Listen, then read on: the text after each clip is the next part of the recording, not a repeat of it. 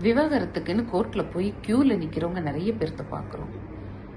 அவங்கள பார்த்துச்சே எப்படி விவாகரத்துக்கு போறாங்க பாரு, எப்படி நிக்கிறாங்க பாரு அப்படின்னு நம்ம சொல்றோம்.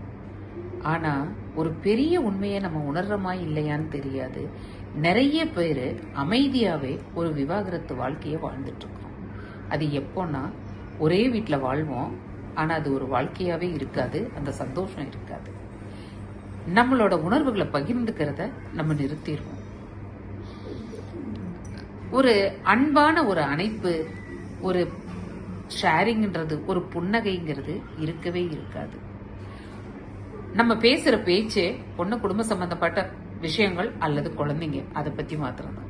சண்டை கிடையாது. எதுக்கும் சண்டை போடுறது, உங்களோட சண்டை போட்டு எனக்கு என்ன அப்படின்னு நினைச்சிட்டு போறது.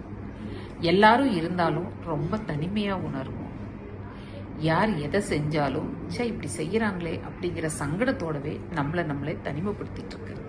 இது எந்த கோர்ட்டுக்கும் போகாம, எந்த வக்கீல்களை வச்சும் வாதாடாம, நம்மளுக்கு நம்மளே விவாகரத்து வாங்கிட்டு தனிமை வீட்டுல ஊருக்காக நடிச்சிட்டு உள்ளத்துல சந்தோஷமே இல்லாம நம்ம வாழ்றோம்.